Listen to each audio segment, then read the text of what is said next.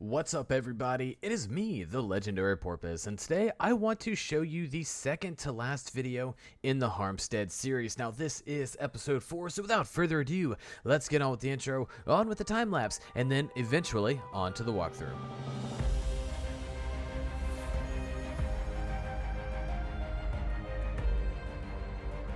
Okay, everybody, so just as a reminder, if you haven't seen the last 3 episodes of the Harmstead series, I strongly advise that you check them out. Now, there's some great lore and background into this seemingly simple village, and we dive into that in the prior episodes. So I won't repeat everything because you've all already heard it too much already, but I wanted to point out a few things about this particular episode.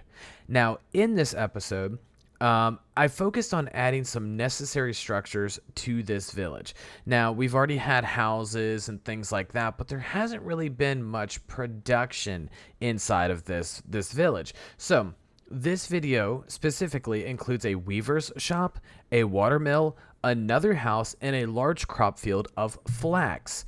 Now, I really enjoyed making these because the flax, if we're going by, actual priority here, the flax would be harvested around the month of August.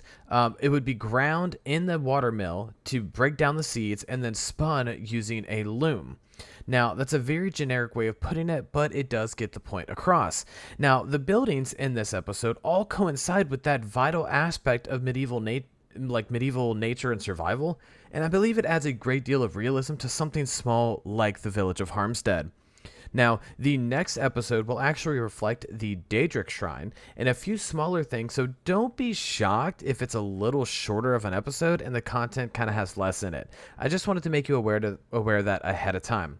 Now, I'll keep this very short and sweet and just say that if you haven't already, it would be awesome, super awesome, if you subscribed and share the channel out to those who would enjoy it.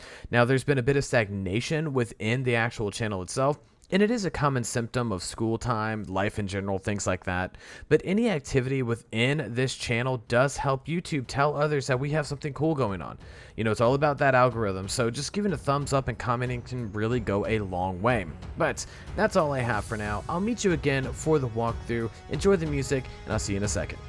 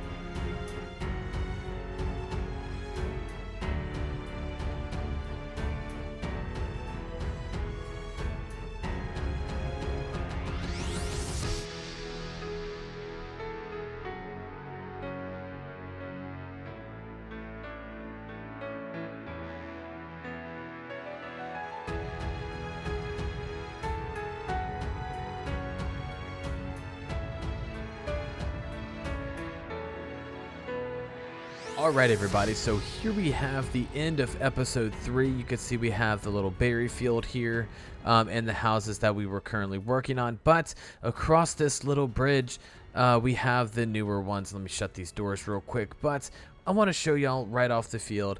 Or right off the bat, actually, the flax field. And as you can see here, we actually have this small little walkway. We have large layers of it. It's actually a good bit for this small little village, but it makes sense. They would have to have the clothing and everything necessary. Now, this is hay on the cart. It looks kind of like flax, so we just kind of took it and we kind of rolled with it. Here we, of course, have almost like pretty much like a manure pile. That's fodder in there, but it's essentially manure to help fertilize the fields. But we have these rows and rows of flax all around this area, and it's just a really beautiful sight to be able to see, especially when you're looking at it from a distance. You can really see those colors pop. I think it looks really, really cool. So we're just going to actually cut through here to the main path. There we go. And we're going to go down. So as always, we kind of textured the landscape, we textured the roads, kind of really tried to bring it all together. You can see here, of course, we have this beautiful creek, or the river kind of running through. Obviously very decorated. I'm going to add even more detail down at the bottom here and more layering just to kind of bring it all together. But this is the mill itself. You can see here we actually have the water wheel. It's as best of a water wheel as you can make in this small space, but I really like the way that it came out. And then as we go down here, you can just really see this detail. So that's where the bridge comes through, and we added like some storage areas and all this kind of stuff. But this is where the bridge crosses over.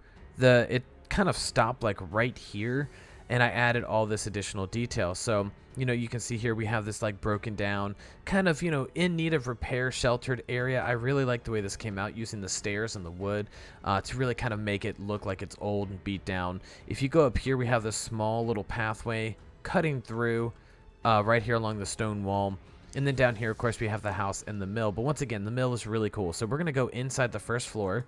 And this is where the actual mechanical, like, structuring is. So, like, as the mill turns, technically, like, this one would turn, which would turn this one, which would turn this one, which would help the grinding of it. It's not actually 100% accurate, but I feel like we got the best out of it as we could. As you go up here to the second story, you know, this is the quote-unquote grinder. Okay, like, once again, it's as best as we can do.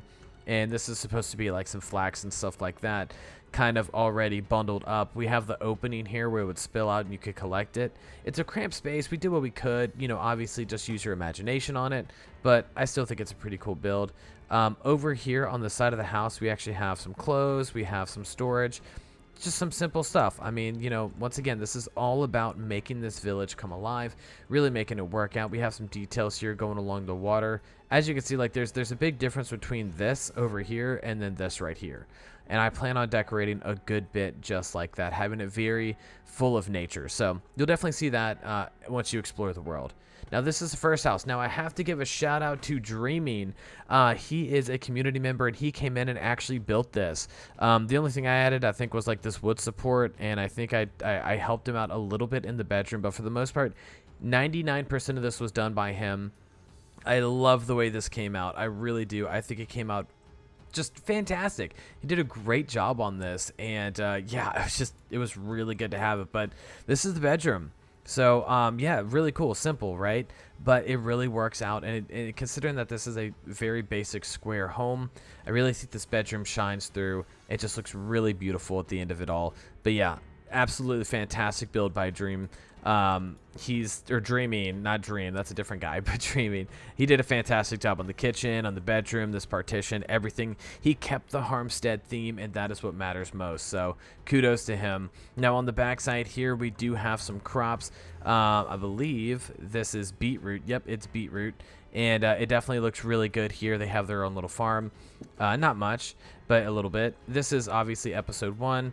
So this is the actual weaver spot. So let me bring you around here. Once again, storage space, lots of additional stuff. Just small things here to really tie it together, make it look realistic and lived in. That's what this world is all about, making it look realistic. So once again, here we have the weavers. You can see here we have some hide, we have some cheese out, we have some ale on the ground. But I thought this was really cool. So this is like the weaver's setup. And, you know, this is supposed to be like dyeing different leathers and things like that. This is supposed to be the mechanism. So like as this turns, it spins, goes through, and this is obviously where it gets spun. It gets tightened up into the actual fabric. And, you know, it's as best as I can do. It's not perfect. It's as best as I can do, but I really like it. I think it came out really interesting enough. Just this whole setup is interesting. I did the best I could through Google. It's, you know, the images, can't really necessarily build them all with Conquest, so I kind of took some creative liberties, but that was about that. But yeah, so that's that. And then of course we have the entrance here. Now we are going to build a little something over here in episode 4, so it won't be so bland and basic. But yeah, this is episode this is episode 4, so episode 5, sorry. But yeah, episode 4, it really came out amazing. I'm so proud of how this is coming together. I mean, honestly, like, just look at this from the view. Like, this is this is certainly Harmstead 2.0. The original village was great. It was one of my favorites, but this one just takes the cake. I think it really just comes out beautiful, and I'm so proud of this revamp. I really like it. I just think it looks absolutely fantastic. So, yeah, that's pretty much that. So just like always, thank you so much for tuning in. Thank you to all my Patreons, my Google or YouTube members, which is kind of like subscription based. I really appreciate all your support, and seriously, it really does mean a lot to me. Thank you so much for watching this video. Thank you so much for tuning in. Share it, like I said, with people that you want. It would be really cool. But this is the Legendary Porpoise signing off. I hope all of you have a good day, happy gaming, and I'll catch you again for the next one.